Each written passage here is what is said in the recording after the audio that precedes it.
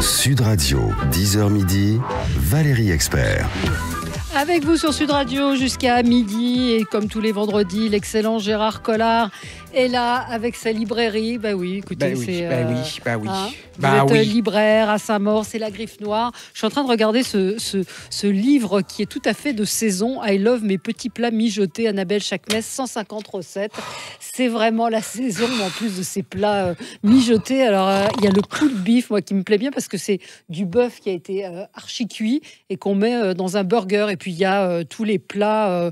Il y a évidemment les tagines, bouna, elle a fait vraiment tous les plats mijotés du monde entier. Et du porridge. Et il y a du porridge. Après, il y a les desserts, compote d'abricots, évidemment, parce que si on dit mijoter. Donc, allez-y, c'est la saison, 150 recettes. I Love mes petits plats mijotés.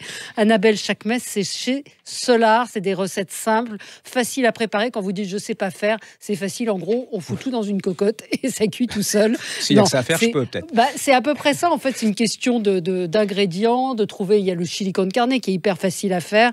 Et vous verrez, vous allez vous régaler. Qu'est-ce que vous avez lu cette semaine ? Une triste nouvelle quand même cette semaine, est morte Catherine Johnson. Vous savez, alors, c'est Catherine Johnson, c'est cette dame qui était une mathématicienne absolument de génie, qui était black et qui n'avait rien pour devenir mathématicienne puisqu'elle était pauvre, d'un milieu vraiment très pauvre.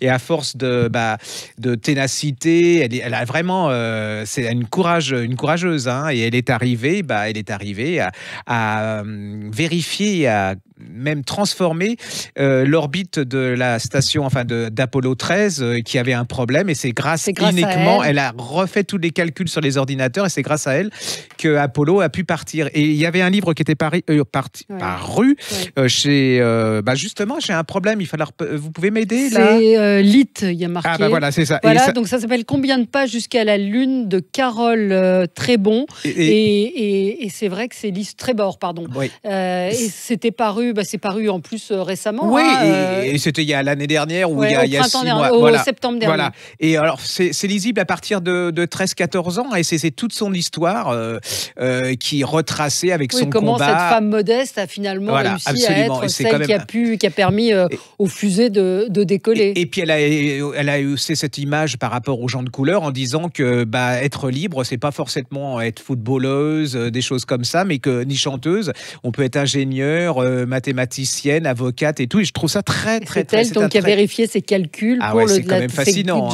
John Glenn qui lui a demandé de vérifier les calculs. Donc alors que moi, je sais même pas faire la différence entre débit et crédit et des trucs comme ça. Donc c'est vraiment, moi je suis fasciné par ce genre de femmes. Ça s'appelle Combien de pas jusqu'à la Lune. C'est passionnant, c'est une saga, c'est une histoire où vous serez pris par l'histoire. Donc Catherine Johnson, elle s'appelait, l'auteur du livre, c'est Carole Trébor. Quoi d'autre ? Alors j'ai trouvé, les enfants, ça c'est un polar, mais alors extraordinaire. Je Laurent connaissais Louison, pas cet homme. Ça s'appelle Coupable chez Slatkin. Alors vraiment, c'est la construction, elle est absolument machiavélique, diabolique. Ça m'a tenu en haleine jusqu'au bout. Alors vous avez, ça commence à Gonesse, à Trappes, une petite frappe qui veut rentrer dans une bande, mais pour rentrer dans cette bande, il y a un rite initiatique. Et puis alors. Un des rites, c'est d'attaquer et de gagner du fric en attaquant quelqu'un, en dévalisant une maison. Et lui, il y a des gens qui n'ont pas de peau comme ça. Ça ne se passe pas comme prévu. Eh ben non, parce que c'est un légionnaire qui est là. Et le légionnaire, il ne va pas se laisser faire comme ça. Il est atroce. Le gosse, il va le... Voilà. Alors, ça ne se passe pas. Il est rattrapé par les flics. Ça, c'est la première histoire. En plus, quelques temps après, vous êtes aux États-Unis. En Arizona. Ouais, aux États-Unis. Et là, il y a un célèbre chirurgien qui est assassiné. Alors, le gars qui le tue, il le fait pas exprès, vraiment pas exprès. En plus, c'est pas un tueur. C'est un cambriolage, encore une fois, qui tourne mal. Voilà, c'est un peu la comme même Arsène chose. Lupin, il prend toutes les côtés riches des États-Unis, et puis il va dans ses maisons, et là. Voilà. Mais alors le problème, c'est que cette femme, sa femme, a décidé de se venger, mais à tout prix. Elle veut qu'il soit condamné à mort.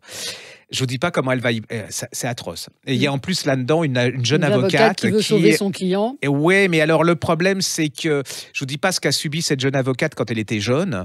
Et c'est non, mais en fait c'est son père, et son père est gouverneur c'est tout un abruti. Et quel est le lien entre les deux histoires ? Et voilà, c'est-à-dire que jusqu'au bout, comment on peut le lien entre Trapp et Gonesse. Entre Gonesse et l'Arizona et Scottsdale en Arizona. Et alors, je trouve que c'est machiavélique parce que c'est jusqu'au bout. Alors, il y a le côté aussi de est-ce que le cambrioleur va échapper à la peine de mort parce qu'elle veut vraiment sa mort. Elle va faire des trucs absolument atroces. Hein, je vous dis pas, vous dites que cette femme, elle a la haine en elle. Et puis, ce cambrioleur qui, bon, apparemment, il est innocent à part d'avoir voulu cambrioler, hein, c'est le moment de le dire. Et puis, ce jeune, allez-y, une fois vous êtes dedans, vous serez absolument scotché. Moi, j'ai été... La couverture est assez angoissante. C'est une chaise, c'est angoissant. Une chaise électrique, non? Et il va se faire... Oui, avec les injections, c'est ça. Jusqu'au bout, je me dis, mais comment il va arriver à joindre les deux? Et alors, vous êtes à la fois fasciné parce qu'il y a deux romans. Vous suivez les deux histoires et puis il y a forcément un point commun. Ça s'appelle Coupable. L'auteur s'appelle Laurent Loison et l'éditeur, c'est Slatkin et compagnie. Moi, j'ai lu Jackie et Lee de Stéphanie Desordes, Belle, inséparable et sœurs. Ce sont les sœurs Bouvier, donc Jackie Kennedy, Lee Radziwill, qui est décédée il y a peu de temps. Alors, on se dit qu'on a déjà tout lu sur la famille des Kennedy et pourtant, on ne peut pas résister. On a toujours envie de lire des choses sur cette famille absolument fascinante et on se surprend en lisant ce livre à découvrir des choses sur cette relation très particulière entre ces deux sœurs qui sont et leur mère qui a fait des monstres sur ces deux femmes qui n'ont jamais été heureuses. Lee Radziwill qui a toujours vécu dans l'ombre de sa sœur et qui était la plus belle, hein, c'est ça qui est extraordinaire. Oui, elles avaient chacune une beauté particulière. Elle était beaucoup plus fantasque, beaucoup plus artiste que sa sœur qui jusqu'à la fin en fait moi, on jusqu'au bout, elle va. C'est-à-dire qu'on c'est-à-dire que dans son héritage, elle ne lui laisse rien en disant j'ai déjà tellement donné de mon vivant. Oui, acheter tellement de mon vivant, c'est quand même extraordinaire. Et alors, c'est comment ces deux femmes sont élevées pour l'argent, le pouvoir, pour la réussite. C'est-à-dire qu'elles peuvent aimer un type, mais la mère, elle va leur dire, tu sais, ma cocotte, son compte en banque, il n'est pas bon. Mais c'est incroyable. Et puis, alors, en plus, elles vont le mettre de le grappin sur des hommes pas terribles, hein, quand même, hein, parce que le Radziwill, Radziwill, il était fou amoureux d'elle. Ouais, mais c'était pas au niveau sexe, c'était pas une bête. Donc, elles n'ont jamais été très satisfaites. Et puis, Jackie. Alors, on va croiser Gianni Agnelli, le grand patron de Fiat, Aristote Onassis, alors lui qui aussi s'est tapé les deux, hein, on peut le dire comme ça. En fait, on croit que c'est elle qui s'est fait... c'est lui qui les a manipulés, qui a manipulé Lee pour arriver à Jackie Kennedy. Et Jackie qui manipule aussi et qui veut que l'argent de Nazi. Moi, je trouve que c'est une histoire d'horreur. Et puis, moi, ce qui m'a passionné, c'est l'histoire de la tante paternelle qui vit dans une maison totalement recluse dans les Hamptons. Et il y a un documentaire qui est fait. Allez-y, parce que vous dites on a tout lu, mais c'est vrai qu'on a toujours une fascination pour cette famille. Et là, je trouve qu'elle raconte assez bien. Elle raconte, c'est fascinant la relation de ces deux sœurs. Je vais peut-être en faire trop, mais je trouve que ça fait des personnages de Stephen King au niveau. C'est complètement. Il aurait pu inventer cette histoire. Et la fin, j'ai été scotché par le côté. Je t'ai déjà tant donné dans la vie, alors qu'elle l'a bouffé carrément. C'est amour, haine, trahison, parce qu'en même temps, elles sont extrêmement fusionnelles. Elles ne peuvent pas se passer l'une de l'autre. Quelque part. Il y a quand même quelque chose. Et puis alors, je trouve que c'est une analyse de la société américaine en creux. Sur tous les mythes, sur l'argent, le pouvoir, l'ambition. Kennedy, il en prend plein la tête. La mère, elle en prend aussi. La mère Kennedy, elle en prend. Moi, j'ai trouvé ça génial. Amour, haine, trahison, tout ce qu'il faut pour faire un bon livre. Il y en avait un autre là. Il y en a un autre livre, pareil, Sam Rickel de Nathalie Rickel. Alors c'est encore des histoires de famille. Sam Rickel, c'est le mari de Sonia Rickel, donc la grande créatrice de mode. Et en fait, Nathalie Rickel, qui est donc leur fille, dit ce n'est pas un livre sur mon père, ce serait plutôt un livre sur le temps qu'il m'aura fallu pour parler de mon père.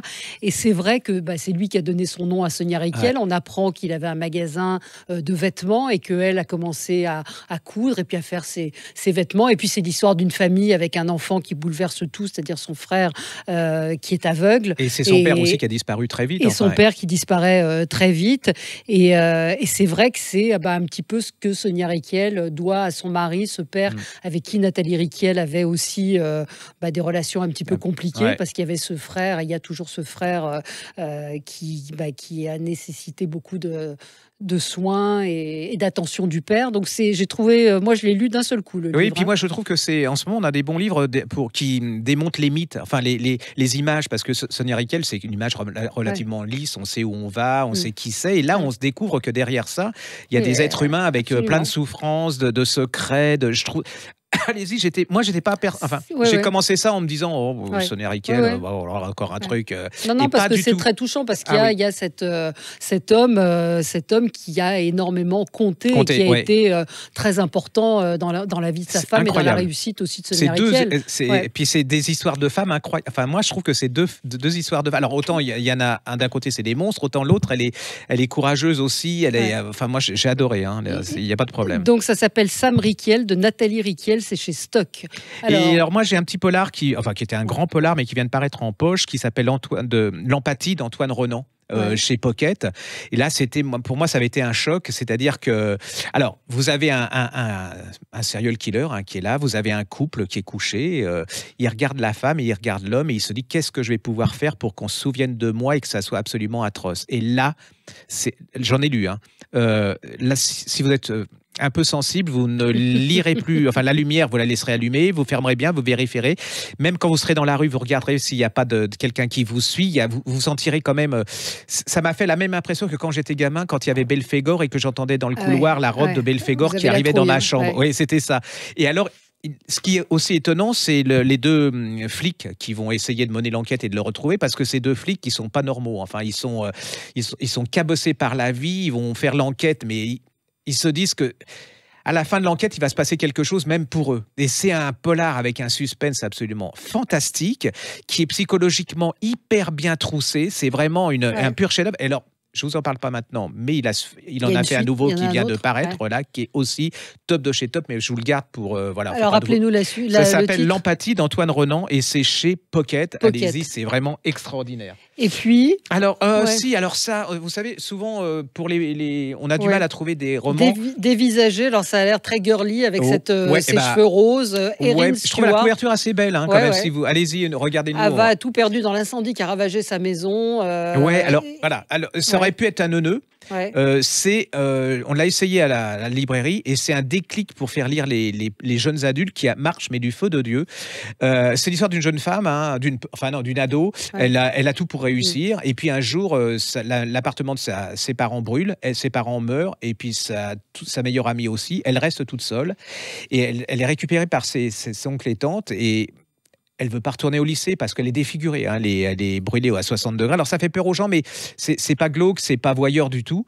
Et elle va retourner au lycée et là elle va avoir deux amis qui vont l'aider. Alors dont une qui s'appelle Piper, qui est complètement un peu elle dépote, elle est complètement un peu fun, elle va la remettre sur les rails. C'est un joli livre parce que ça peut montre que même si on est défiguré, on peut revivre quand même, que la différence elle existe. Alors ça fait aussi un peu neuneux à dire c'est une dissertation sur la différence, mais c'est fait au quotidien, c'est-à-dire avec les gosses, ils vont se retrouver dans leur quotidien. C'est pas du tout donneur de leçons et tout.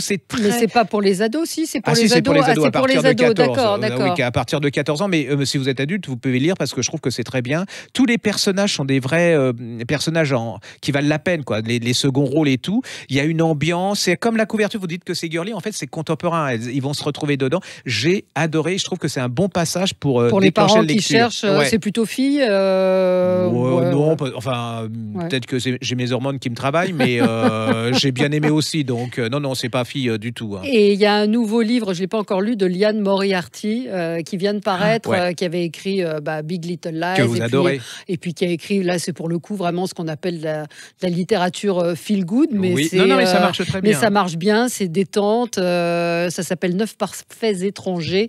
Et elle est repartie sur de la comédie apparemment. Donc je vais m'y plonger et je vous dirai la semaine prochaine. Voilà. On a encore du temps ? Un petit dernier. C'est vraiment un petit, parce que là ça vaut la peine c'est un truc énorme. Vous le annoncerez, Bouteflika. Allez-y, Bouteflika aux éditions du Roger de Farid Alilat. C'est un bouquin extraordinaire, c'est sur Bouteflika et moi j'ai découvert un personnage hors norme, un personnage fascinant.